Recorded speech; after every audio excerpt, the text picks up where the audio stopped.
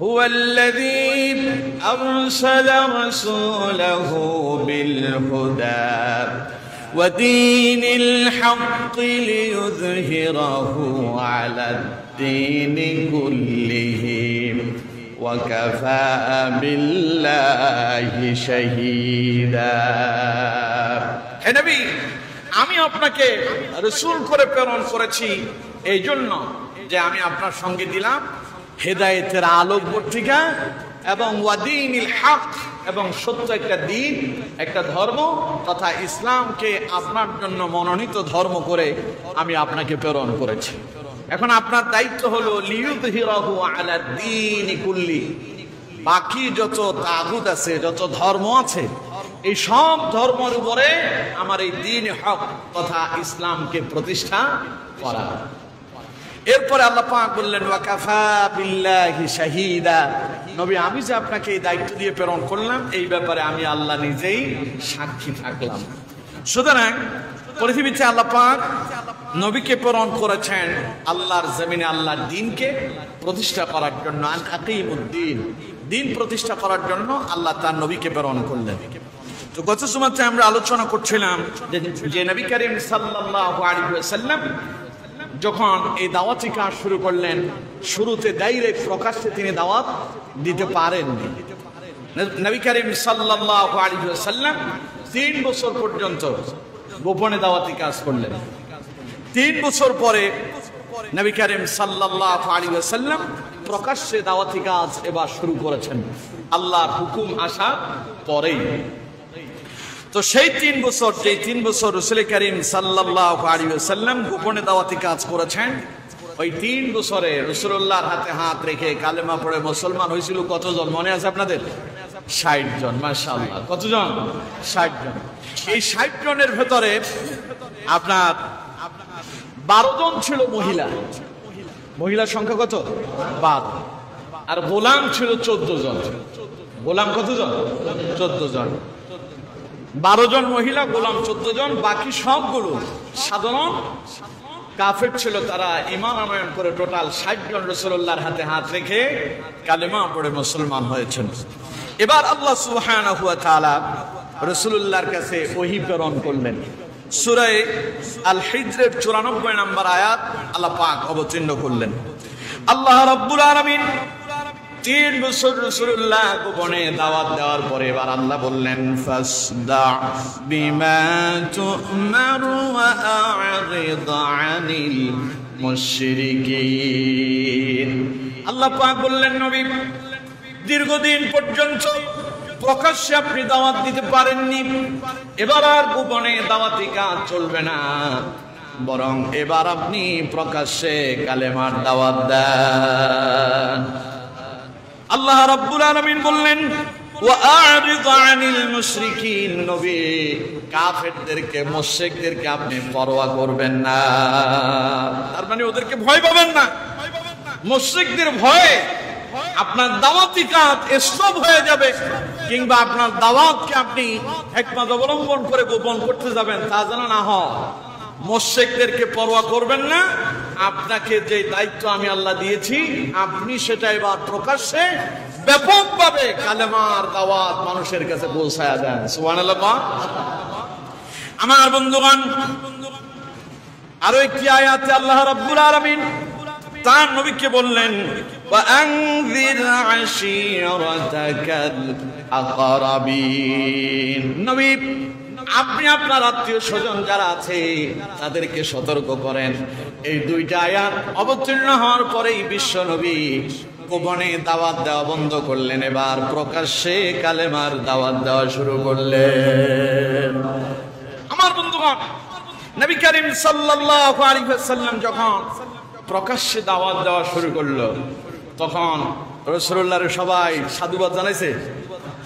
মোহাম্মদ তুমি সামনে আগাও, আমরা সবাই তোমার পেছনে আছি, এইরকম স্লোগান দিছে কি না। বরং যখন রাসূলুল্লাহ প্রকাশ্যে দাওয়াত দেওয়া শুরু করলেন, বিশ্বনবী মুহাম্মদ সাল্লাল্লাহু আলাইহি ওয়াসাল্লামের উপরে কাফেরদের বিভিন্ন ধরনের নির্যাতন নিপীড়ন শুরু হয়ে গেল। কাফেররা রাসূলুল্লাহর উপরে 2 ধরনের নির্যাতন করেছে। একটা হচ্ছে শারীরিক নির্যাতন, আরেকটা হচ্ছে মানসিক নির্যাতন। একটা হলো কথা বলে কষ্ট দেয়া, আর আরেকটা হলো শারীরিকভাবে রাসূলুল্লাহর উপর আঘাত করা। যেমন শারীরিক কষ্টটা কেমন ছিল, এই শারীরিক কষ্ট দিয়েছে রাসূলুল্লাহর একদম আপন ঘরের মানুষ, দূরে যাওয়ার দরকার নেই। কারা? আপন ঘরের লোকেরা। যেমন রাসূলুল্লাহর চাচা আবুল আহাব রাসূলুল্লাহর কি দিলেন? কষ্ট দিলেন, বাধা দিলেন। কেমনে বাধা দিলেন? আপনারা তো সবাই জানেন, এটা আমি বহুবার বলেছি। নবী করিম সাল্লাল্লাহু আলাইহি ওয়াসাল্লাম পাহাড়ের উপরে উঠে কুরাইশের লোকদেরকে ডাক দিলেন, হে কুরাইশের লোকেরা আসো। রাসূলুল্লাহর আহ্বান শুনে সবাই নবীজির সামনে এসে দাঁড়ালো। বিশ্বনবী মুহাম্মদ সাল্লাল্লাহু আলাইহি ওয়াসাল্লাম তাদের কাছে জিজ্ঞাসা করলেন নিজের সম্পর্কে, আচ্ছা কুরাইশের লোকেরা, আমার ব্যাপারে তোমাদের অভিমত কি? সমস্ত কুরাইশের লোকেরা এক বাক্যে জবাব দিল, মুহাম্মদ তোমার ব্যাপারে আমাদের ধারণা হলো এই, আমাদের মক্কাতে তোমার মতো এমন আদর্শবান আরেকজন ব্যক্তি নাই।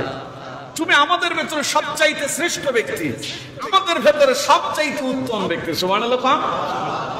বিশ্বনবী মুহাম্মদ সাল্লাল্লাহু আলাইহি সাল্লামকে আল্লাহ পাক तमाम পৃথিবীর সকল মানুষের উপরে শ্রেষ্ঠত্ব দান করেছেন। সুবহানাল্লাহ কইলেন না?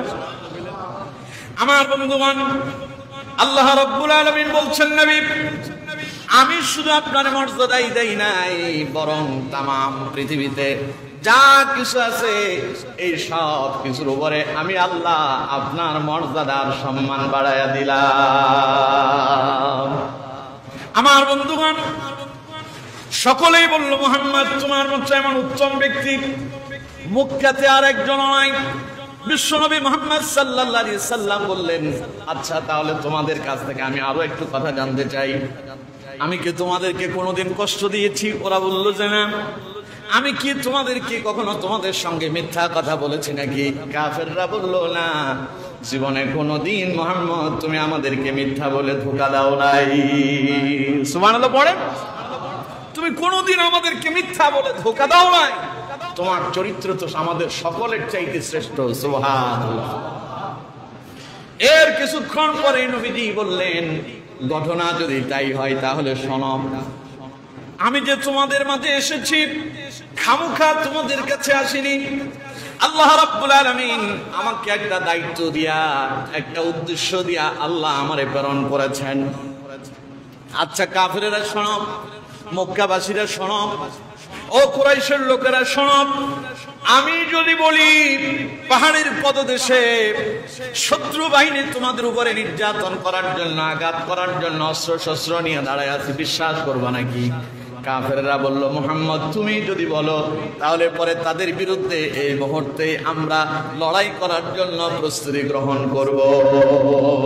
কি বিশ্বাস রাসূলুল্লাহর উপরে! এবার নবীজি বললেন, তাহলে শোনো, তোমরা আমাকে অনেক ভালোবাসো, আমারে তোমরা অনেক মহব্বত করো, জেনে রাখো তোমরা যেমন আমারে ভালোবাসো মহব্বত করো, আমার নবীও তোমাদেরকে কম ভালোবাসি না, অনেক ভালোবাসি মহব্বত করি। আমারে তোমরা দেখছো আমি তোমাদের সামনে দাঁড়ায় আছি, আসলে আমি কোনো সাধারণ ব্যক্তি নই। قل يا أيها الناس إني رسول الله إليكم جميعا।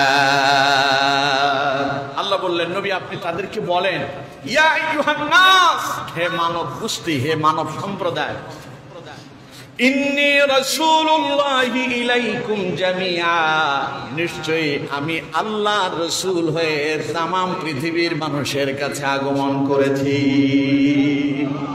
আমি সমগ্র পৃথিবীর মানুষের কাছে আল্লাহর রাসূল হিসেবে এসেছি। সুবহানাল্লাহ বললেন না?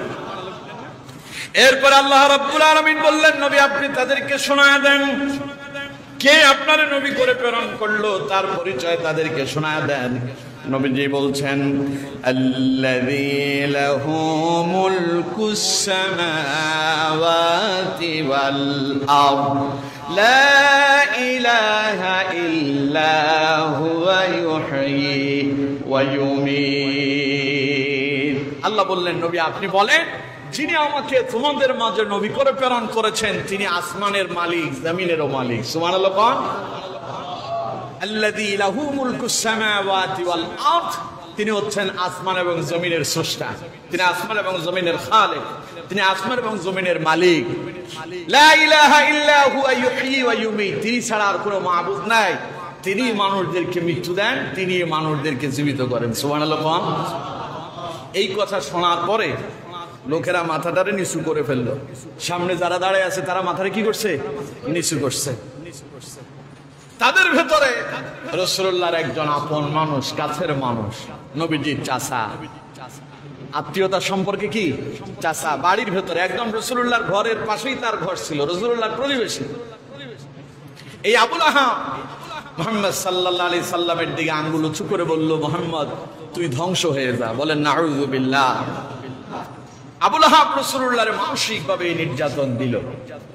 এখানেই শেষ নয়।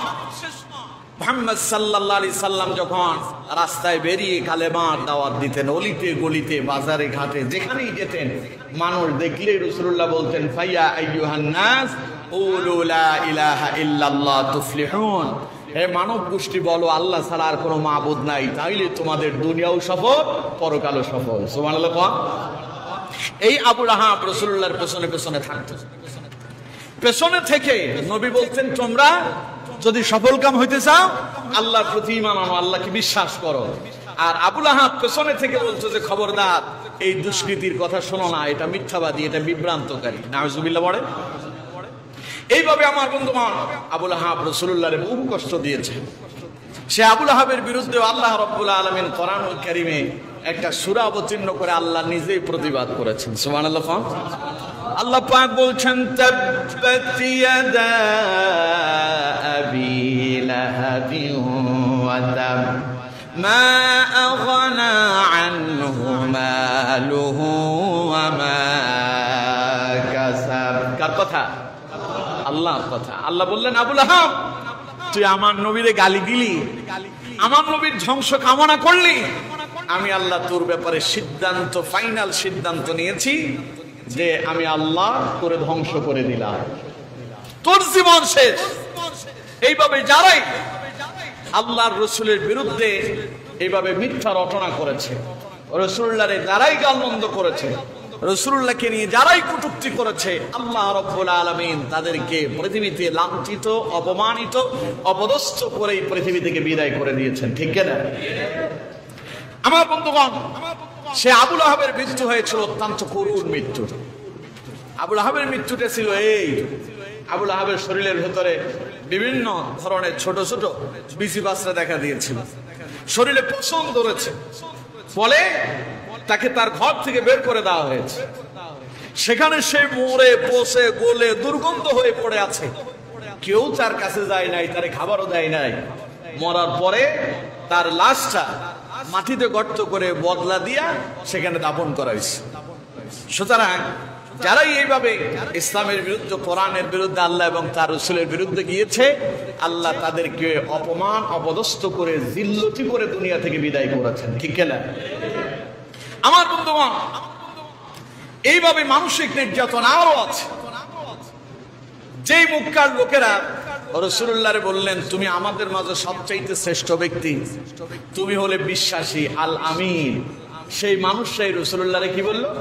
জাদুকর, পাগল, কবি ইত্যাদি বলে নবী করিম সাল্লাল্লাহু আলাইহি ওয়াসাল্লামকে তারা মানসিক নির্যাতন দিল।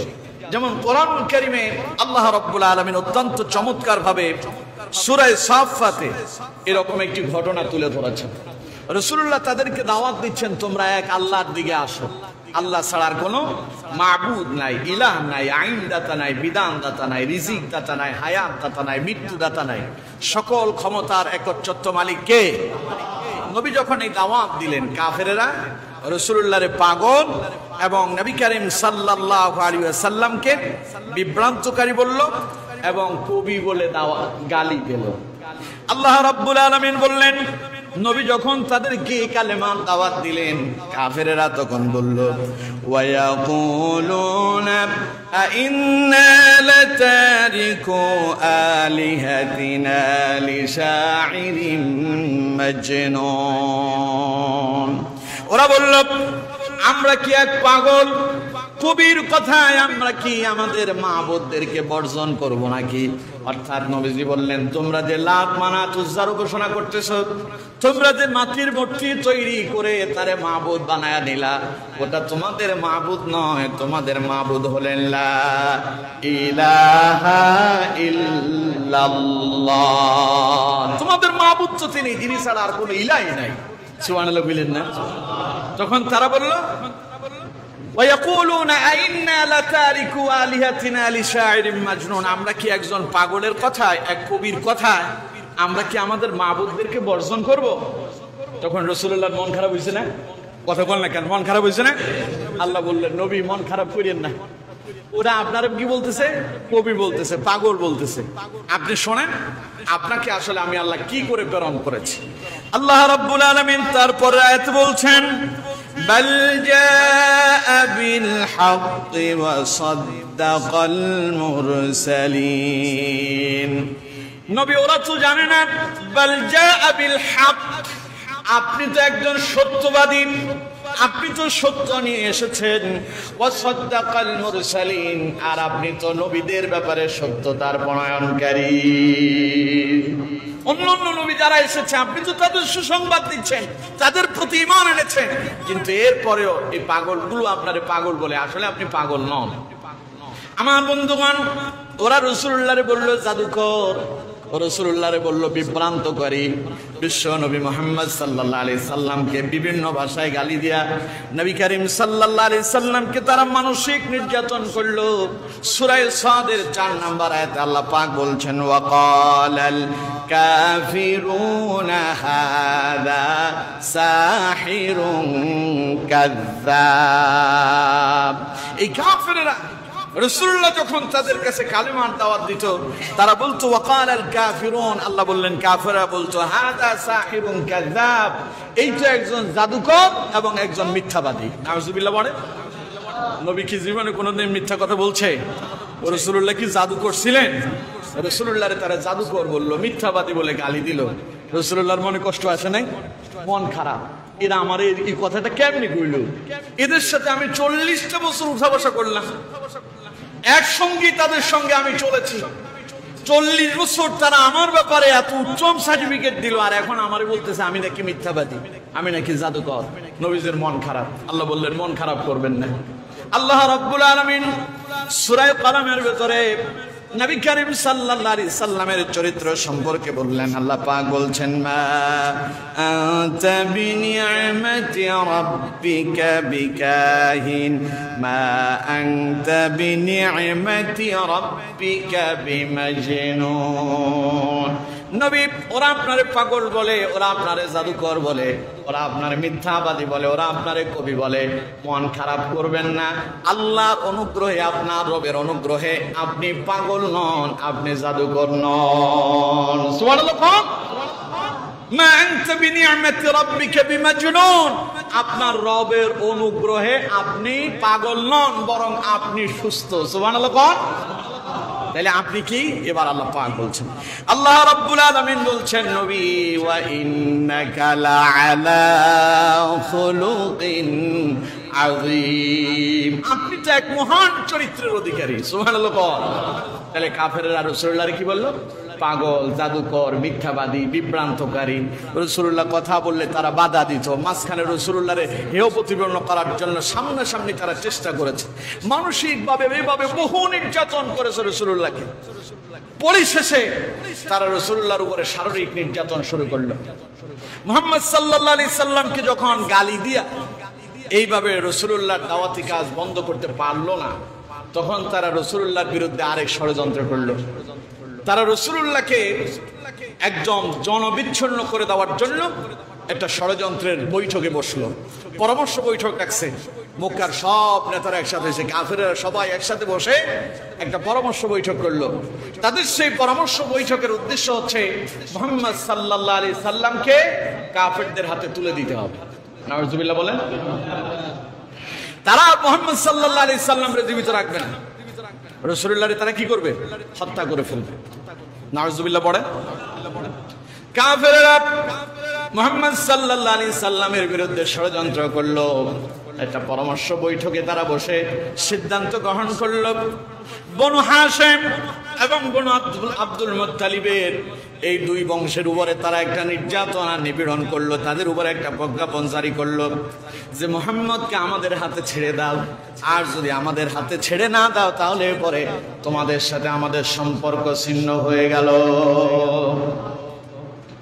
বনু হাশিম এবং বনু আব্দুল মুত্তালিবের পরিবারের সব মানুষগুলো বলল, যারা ঈমান আনছে যারা ঈমান আনে নাই তারাও বলল যে মুহাম্মদকে আমরা তোমাদের হাতে তুলে দেব না। সুবহানাল্লাহ বলেন না? যদিও আমরা তার প্রতি ঈমান আনি নাই, কাফেররা বলেছে যদিও আমরা ঈমান আনি নাই কিন্তু মুহাম্মদকে আমরা তোমাদের হাতে তুলে দিতে পারবো না, এটা আমাদের পক্ষে সম্ভব নয়। রাসূলুল্লাহ সেই চাচা আবু তালেব তিনি সহ, তিনি কিন্তু কুরাইশের তখন নেতা হওয়ার পরেও মুহাম্মদ সাল্লাল্লাহু আলাইহি সাল্লামের কারণে তারা সহ সবাই কারাবন্দী হয়ে গেলেন। শিহাবে আবু তালেবের ভেতরে তারা জীবন যাপন করছেন, কারণ গোটা মক্কাবাসী একদিকে আর বনু হাশিম এবং বনু আব্দুল মুত্তালিব এই দুইটা পরিবার, এই দুইটা গোষ্ঠী তারা আলাদা হয়ে গেল। এখানে আমার দেশে যখন কোনো বন্দীকে, কোনো ব্যক্তিকে যখন অ্যারেস্ট করে জেলখানায় নিয়ে যাওয়া হয়, আপনি খাবার না দিলেও এদের জন্য রাষ্ট্রীয়ভাবে খাবারের ব্যবস্থা আছে না নাই? কাপড় চোপড়ের ব্যবস্থা আছে না নাই? সব ব্যবস্থাপনা আছে, থাকার ব্যবস্থা আছে। কিন্তু মুহাম্মদ সাল্লাল্লাহু আলাইহি সাল্লামকে তারা যে বন্দী করলো, এমন সিদ্ধান্ত তারা নিয়েছে যে বনু হাশিম এবং বনু আব্দুল মুত্তালিবের এই দুই বংশের সাথে লেনদেন বন্ধ, খাবার দাবার বন্ধ, কথাবার্তা বন্ধ, আত্মীয়তা বন্ধ, বিনষ্ট। এদের সাথে কেউ আত্মীয়তা করতে পারবে না, এদের সাথে কেউ কথা বলতে পারবে না, এদের কাছে কেউ কিছু বিক্রিও করতে পারবে না, তাদের থেকে কিনতেও পারবে না, সব লেনদেন বন্ধ। দুইটা পরিবার শিহাবে আবু তালেবের ভেতরে দুই বংশের লোকেরা বন্দী হয়ে গেলেন আকস্মিক, অর্থাৎ পূর্বে কোনো সতর্কতা ছাড়াই। যেমন আমার দেশে, আমাদের ফেনীতে যে বন্যা হলো, আকস্মিক না? ভারত থেকে কি করলো, ওরা গেট খুলে দিল, আকস্মিক পানি এসে অসংখ্য মানুষ প্লাবিত হয়ে মারা গেল, বিপদের সম্মুখীন হলো কোনো কথা ছাড়া, পূর্ব সতর্কতা ছাড়া। কাফেররা ঠিক এই রকম পূর্ব কোনো সতর্কতা ছাড়াই নবী করিম সাল্লাল্লাহু আলাইহি সাল্লামের পরিবারের বিরুদ্ধে এইরকম একটা আইন জারি করলো যে তাদের সঙ্গে সব লেনদেন, কথাবার্তা, খাওয়া দাওয়া সব কিছু বন্ধ। ওই দুই কওমের লোক, অর্থাৎ ওই দুই বংশের লোকদের কাছে যার কাছে যতটুকুন খাবার ছিল তা নিয়ে তারা শিহাবে আবু তালেবের ভিতরে তারা জীবন যাপন করতে লাগলো। কিছুদিন যাওয়ার পরে খাবার শেষ হয়ে গেছে। সাহাবায়ে কেরাম বলেছেন সেই শিহাবে আবু তালেবের জীবনটা ছিল আমাদের জন্য অত্যন্ত ভয়ানক। 3 বছর পর্যন্ত নবী করিম সাল্লাল্লাহু আলাইহি সাল্লাম এবং তার সাহাবী এবং বনু হাশিম এবং বনু আব্দুল মুত্তালিবের এই দুই বংশের লোকেরা 3 বছর পর্যন্ত সেখানে জীবন যাপন করলেন, খাবার পান নাই, যা ছিল সব শেষ। সর্বশেষ গাছের ছাপ, গাছের লতাপাতা এগুলো এনে পানিতে সিদ্ধ করে সেগুলো তারা খেয়ে জীবন যাপন করেছেন। কষ্টটা রাসূলুল্লাহর জন্য কম ছিল না বেশি? কত বছর? আরো জোরে বলেন। এই 3টা বছর সাহাবায়ে কেরাম বলেছেন আমরা খাবার খাওয়ার পরে আমাদের যে মল বের হতো, যে পায়খানা হতো, ছাগলের লাদির মতো হতো। এই কষ্ট রাসূলুল্লাহর উপরে তারা দিয়েছেন। এরপরে বিশ্বনবী মুহাম্মদ সাল্লাল্লাহু আলাইহি সাল্লামকে তারা মানসিকভাবে, শারীরিকভাবে আরো নির্যাতন করেছে। রাসূলুল্লাহ যখন তাইফে চলে গেলেন কালেমার দাওয়াত দেওয়ার জন্য, তারা সেখানে তাইফের যুবকদেরকে, কিশোরদেরকে রাসূলুল্লাহর পেছনে লেলিয়ে দিল। তারা রাসূলুল্লাহকে পাথর, বৃষ্টির মতো পাথর নিক্ষেপ করল। এইভাবে নির্যাতন আর নিপীড়ন রাসূলুল্লাহর উপরে চললো। এরপরেও আল্লাহ বললেন, নবী ফাসদা বিমা তু'মার ওয়া আ'রিদ আনিল মুশরিকিন, আপনাকে যে দায়িত্ব দিয়ে আমি আল্লাহ প্রেরণ করছি, প্রকাশ্যে ব্যাপকভাবে দাওয়াতি কাজ চালান, মুশরিকদেরকে পরোয়া করবেন না। সুবহানাল্লাহ বললেন না? নবীজি ভয় পেলেন, ভয়ে আত্মগোপন করলেন, পালিয়ে গেলেন, কথা বলা বন্ধ করলেন, কালেমার দাওয়াত চালালেন কি চালালেন না? এরপরে রাসূলুল্লাহর দাওয়াতি কাজ চলছে। বিগত বছরগুলোতে আমরা প্রকাশ্যে অনেক কথা বলতে পারিনি। অসংখ্য মসজিদের খতিবেরা মসজিদের মিম্বারে বসে কোরআনের হক কথা বলতে পারেনি। পরে অবস্থা কি হলো? আলেমরা সবাই কৌশল অবলম্বন করতেছে, কারণ হক কথা বললেই বিভিন্নভাবে বিপদ মুসিবতের সম্মুখীন। আপনারা জানেন বাংলাদেশের একজন আলেমদের ভেতরে শ্রেষ্ঠ আলেমে দ্বীন আল্লামা সাইদি, আল্লামা দেলোয়ার হোসেন সাইদি রাহিমাহুল্লাহ, তার ইন্তেকালের পরে আমাদের ফেনীতে এক মসজিদের ইমাম সাহেব তার জন্য দোয়া করার কারণে মসজিদের কমিটির কিছু লোকেরা ওই হুজুরকে পিটায়া মসজিদ থেকে বের করছে। ইতিহাস তো বহু আগের না, খুব কাছাকাছি, ঠিক না? আমার বিরুদ্ধে এরকম বহু কথা হয়েছে, হুজুর এখানে বসে সাইদি সাহেবের ব্যাপারে কথা বলছেন। আমরা অনেক কথা বলতে পারিনি, কিন্তু আজ যখন বলার সময় এলো, ওই যে আল্লাহ বললেন নবী এতদিন গোপনে দাওয়াতি কাজ করছেন, এখন আর গোপনে চলবে না। ফাসদা' বিমা তু'মার ওয়া'রিদ আনিল মুশরিকিন, মুশরিকেরা যাই করুক তাদেরকে ভয় পাবেন না, তাদেরকে পরোয়া করবেন না। আল্লাহ আপনাকে যে দায়িত্ব দিয়ে প্রেরণ করছে তা ব্যাপকভাবে চালান। সুবহানাল্লাহ কোন। নবীজি চললেন তো চললেন, আর থামলেন না। রাসূলুল্লাহরে কেউ থামাইতে পারে নাই। বিগত দিনগুলোতে ইমামউদ্দিন মাসুমের কথা অনেকের ভালো লাগতো, এখন 5 আগস্টের পর থেকে অনেকের আর মজা লাগে না। রাজাপুরের লোকজন সম্পর্কে আমার ধারণা খুব কম না। আমি যেই দিন থেকে এখানে এসেছি সেই দিন থেকে আমি আমার কথা স্পষ্ট ভাষায় বলছি, ঠিক না? তো এখন যদি কেউ আমার কথায় রাগ করেন, ইমামউদ্দিন মাসুম আপনার দিকে তাকাইয়া কোরআনের হক কথা বন্ধ করবে, এই বেটা সেই রকম না। আপনার যে চিন্তা ভাবনা, আপনার যে ধারণা, আপনি মনে করতেছেন ইমামউদ্দিন মাসুমকে আপনি দমায় দেবেন। আল্লাহর কসম দিয়ে বলছি, যেই দিন থেকে আমি কোরআনের দাওয়াত দেওয়া শুরু করেছি সেই দিন থেকে আমি আল্লাহর জন্য আমাকে উৎসর্গ করেছি। মরে যাব, এরপর ইসলাম থেকে এক বিন্দু পরিমাণ পিছু হতে যাব না। এটা আমার ওয়াদা। কার সাথে? জোরে বলেন। আপনারে ভয় পাওয়ার সময় আমার আছে? রাজাপুরের খাবার না খাইলে ইমামউদ্দিন মাসুমের পেট চলবে না। কতক্ষণ জ্ঞান? আপনার ভয় আমার কথা বন্ধ হবে এমনটা আপনি মনে করেন না। এমনটা যারা মনে করতেছেন যে হুজুর এখন অনেক বেড়ে গেছে, হুজুর বেড়ে যায় নাই। যারা মনে করতেছেন হুজুর বেড়ে গেছে, আমি এখানে বসে কোরআন এবং হাদিসের বিরুদ্ধে এবং কোরআন এবং হাদিসের বাইরে একটা কথাও বলি না। বলি কি? আপনারা বলতে হবে বলি। তো আমি কোরআন এবং হাদিসের কথা বলি, কারো যদি খারাপ লাগে বুঝতে হবে তিনি কোরআন এবং হাদিসের বিপক্ষে অবস্থান নিয়েছেন, ঠিক না? তুমি মেয়ে চুরি করবা, তুমি ডাকাতি করবা, তুমি সন্ত্রাসী করবা, আর আমি যখন তোমাকে সতর্ক করব তোমার গায়ে লাগবে, তোমার ভালো না লাগলে তুমি আইসো না, আমার কথা আমি বলে যাব, প্রয়োজনে চাকরি চলে যাবে, এতে ইমামউদ্দিন মাসুমের কোনো কিছু হবে না, ঠিক না? তুমি চুরি করবা, তোমার চোর বললে তোমার মনে কষ্ট, তুমি চুরি করো কেন? তুমি সন্ত্রাস করবা, তোমার সন্ত্রাস বললে তোমার মনে কষ্ট, তুমি সন্ত্রাসী করবো কেন? তুমি সন্ত্রাসী ছেড়ে দিয়ে তুমি ভালো মানুষ হও। তুমি মিয়া সুদ খাইবা আর আমি সুদের বিরুদ্ধে বললে তোমার মন খারাপ হবে, ওইসব চলবে না। কথা কি বুঝতে পারছেন? কথা কনে কেন? ইমামউদ্দিন মাসুম এই জুমায় যদি চাকরি ছেড়ে দেয়, আগামী জুমায় মনে হয় তার অসুবিধা হয়ে যাবে। আপনাদের এখানে এসেছে শুধু আপনারা একখান মসজিদ করবেন, এই জন্য আমি এখানে আসছি। শুধু আপনাদের মসজিদটা হওয়ার জন্য আমি বসে আছি। কথা বুঝতে পারছেন? আমি দুই একটা কথা বললে আপনারা মন খারাপ করবেন না তো? আপনারা আমারে যে হাদিয়া দেন, যে হাদিয়া আপনারা আমারে দেন, প্রতি জুমায় এই হাদিয়ার অফার আমার আছে। শুধু এক জুমা পড়ালে এত টাকা হাদিয়া দিবে, মাসে না,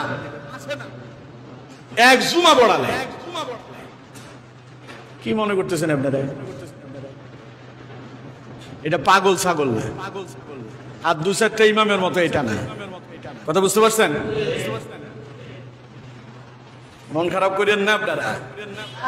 আপনাদের কি হয় না হয়, কোথায় কে কি বলে না বলে, আল্লাহর রহমতে কিছু কিছু কথা ইমাম উদ্দিন মাসুমের কানে যায়। বিগত দিনেও বহু চেষ্টা করছেন, কাম হয় নাই, এখনো হবে না। রিজিক যতদিন আছে অতদিনই এখানে থাকবো ইনশাআল্লাহ। যদি আগামীকাল থেকে রিজিক উঠে যায় আলহামদুলিল্লাহ। রাসূলুল্লাহ মক্কায় দাওয়াতি কাজ করার পরে যখন চতুর্থ দিক থেকে নির্যাতন এলো, আল্লাহ বললেন নবী আর মক্কার দরকার নাই, মদিনায় চলে যান। রাসূল হিজরত করেন নাই। আপনার এখানে আনার জন্য আপনাদের সভাপতি, সেক্রেটারি, মসজিদের সহসভাপতি, ওনারা আমার বাড়িতে গিয়ে অন্তত 1 ঘন্টা আমার সঙ্গে মিটিং করেছে যখন আমি এখানে প্রথম আসি। এখানে আসছি 4 বছর শেষ হয়ে গেছে। 2020 সালের সেপ্টেম্বর মাসের প্রথম জুমা থেকে আমি কন্টিনিউ আপনাদের এখানে খুতবা দেওয়া শুরু করলাম। এখন 2024 এখন কোন মাস? তো সেপ্টেম্বর কি আছে না গেছে? তার মানে 5 বছর রানিং হয়ে গেছে। 5 বছরে আপনারা মসজিদ করতে পারেন না, এটা আপনাদের ব্যর্থতা।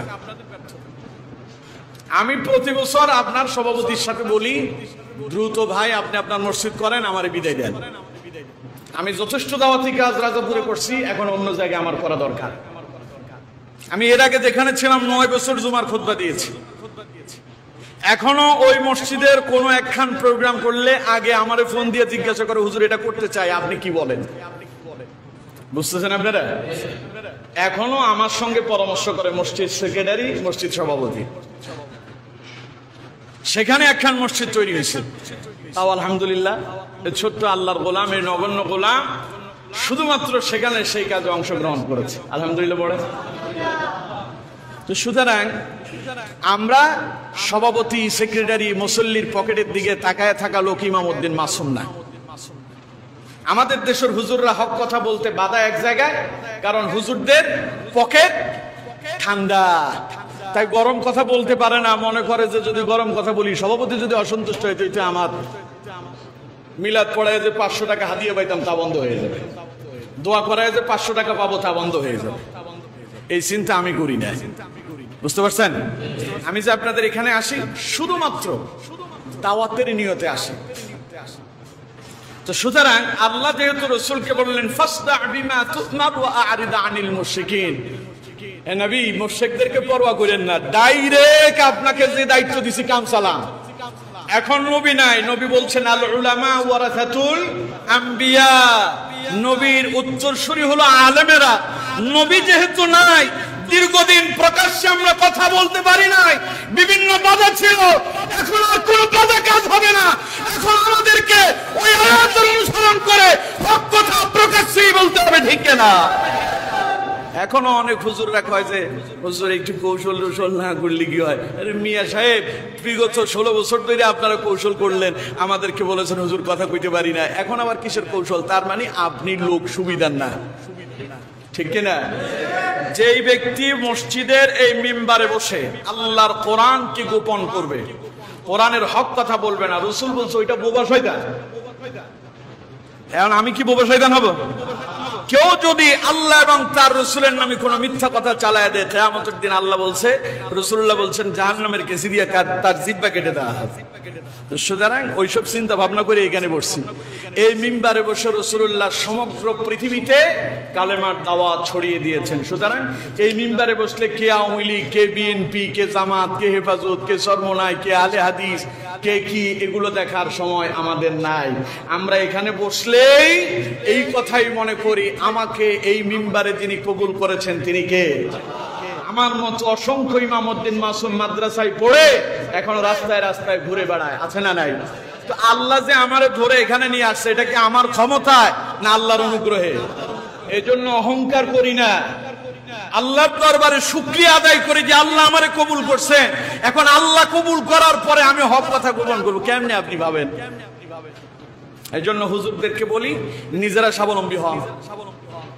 আপনার ক্ষমতা থাকতে হবে একটা মসজিদ চালানোর মতো। বেতনের দিকে তাকায়া থাকবে হুজুররা, এইরকম চলবে না। আপনার এই মন মানসিকতা তৈরি হতে হবে, মসজিদে মুসল্লিরা যে মসজিদের জন্য দান করে, আমিও সেইভাবেই দান করব। এইরকম ব্যক্তিত্ব সম্পূর্ণ হতে হবে আলেমদেরকে। ব্যবসা বাণিজ্য করেন আলেমরা, আরেকজনের পকেটের দিকে তাকায় থাকেন না। মানুষের পকেটের দিকে তাকায় থাকবেন, জীবনে আপনি হক কথা বলতে পারবেন না। কথা বুঝতেছেন আমার? আমি আপনাদের এই মসজিদে আসার পর থেকে অনেকগুলো কাজ হয়েছে, যতগুলো কাজ হয়েছে প্রত্যেকটা কাজে আলহামদুলিল্লাহ আমার অংশগ্রহণ আছে না নাই?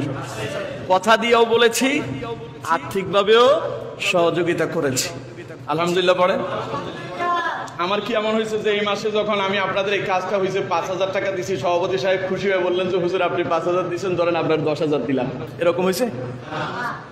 বা আপনাদের কমিটির লোকদেরকে জিজ্ঞাসা করেন তো যে হুজুর আপনি যে বেতন, আপনি যে আমাদের জন্য দান করছেন বেতনের সময়, আমরা বলছি হুজুর যেহেতু আপনি 5,000 দিচ্ছেন আমরা আরো 5,000 যোগ করে দিলাম, হয়েছে কি এমন কিছু?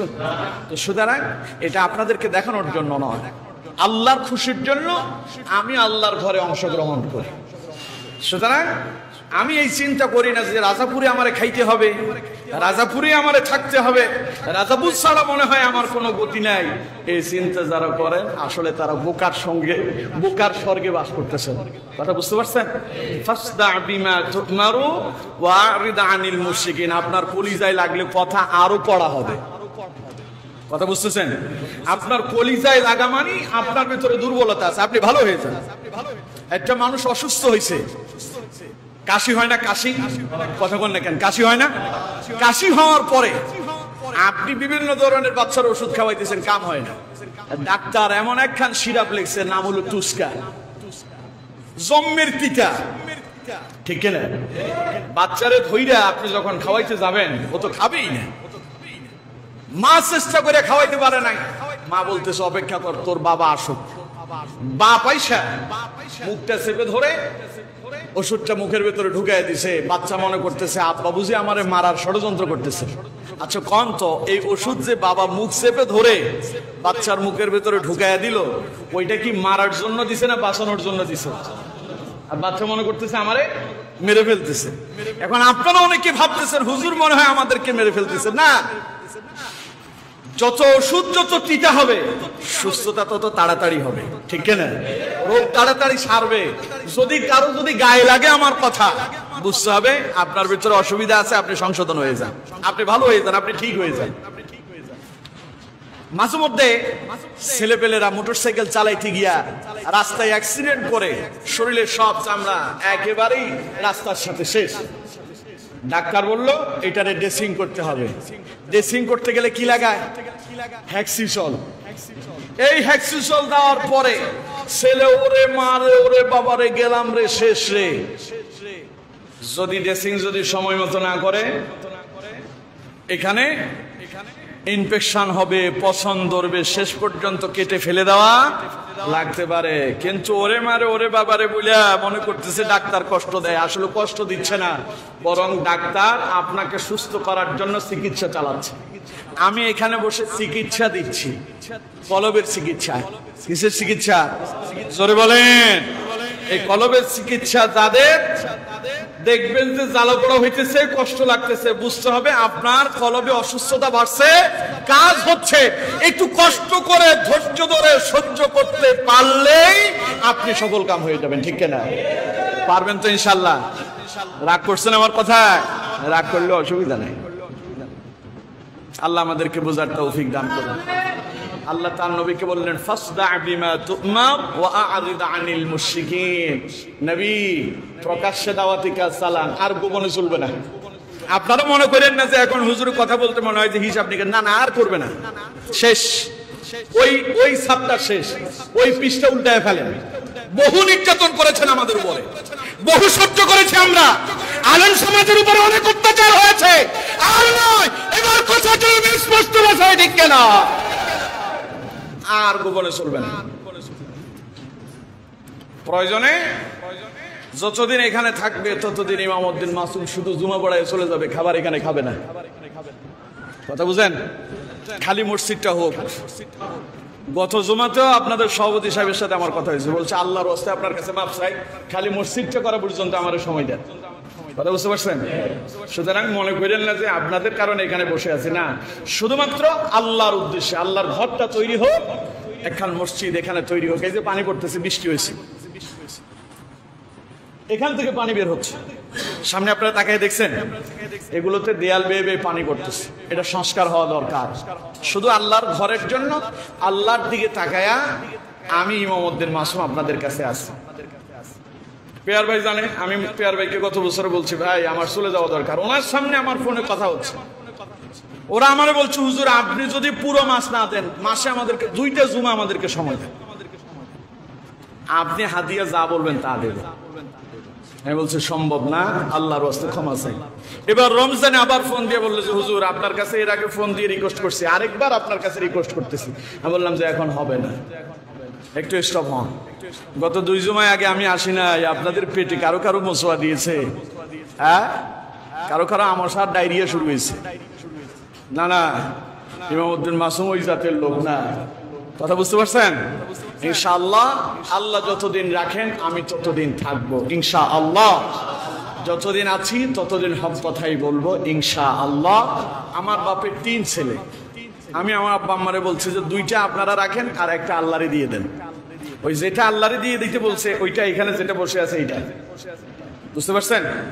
আমার অনেকে বলে হুজুর আপনি এইভাবে এইভাবে চলেন, আপনারা আরেকটু সতর্ক হইতে হবে। আমি বলছি যে লা তাহজান ইন্নাল্লাহা মা'ানা, আল্লাহ বলছেন নবী চিন্তা করো না, তোমার সাথে আরো একজন আছেন। তিনি কে?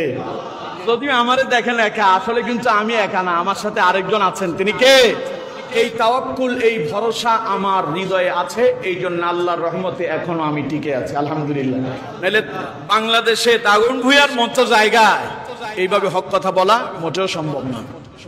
আলহামদুলিল্লাহ কম, আল্লাহ আমাদেরকে কবুল করুন।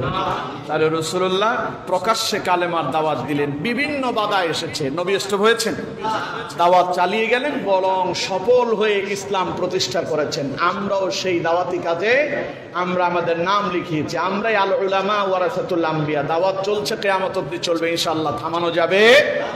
আল্লাহ তাআলা আমাদেরকে কবুল করুন। আমি যত কথা বলেছি আপনাদের যদি কারো যদি মনে কষ্ট পেয়ে থাকেন, আল্লাহর ওয়াস্তে ক্ষমা সুন্দর দৃষ্টিতে দেখেন। আর আমার কথাগুলো যদি কোরআন এবং হাদিস ভিত্তিক হয় তাইলে আমল করেন, পারবেন তো ইনশাআল্লাহ? আল্লাহ তৌফিক দান করুন। নামাজ শেষে ভারতে যে আমার রাসূলুল্লাহকে নিয়ে কটূক্তি করা হলো এবং সেখানকার একজন নেতা সমর্থন করে মুসল্লিদেরকে হত্যা করার জন্য চেয়েছে, গত জুমাতে এই কথাটা আমি বলেছি, এই জন্য আজকে আর এটা রিপিট করি নাই। তার প্রতিবাদে আপনাদের রাজাপুরের তাওহীদি জনতার উদ্যোগে প্রতিবাদ মিছিলের ব্যবস্থা করা হয়েছে, নামাজ বাদ। আপনারা সকলেই থাকবেন, কারণ আমরা আমাদের রসুলকে জীবনের চাইতে বেশি ভালোবাসি, ঠিক কিনা? সবাই থাকবো তো ইনশাআল্লাহ। আল্লাহ আমাদেরকে কবুল করুন, আমরা পড়ি আমিন।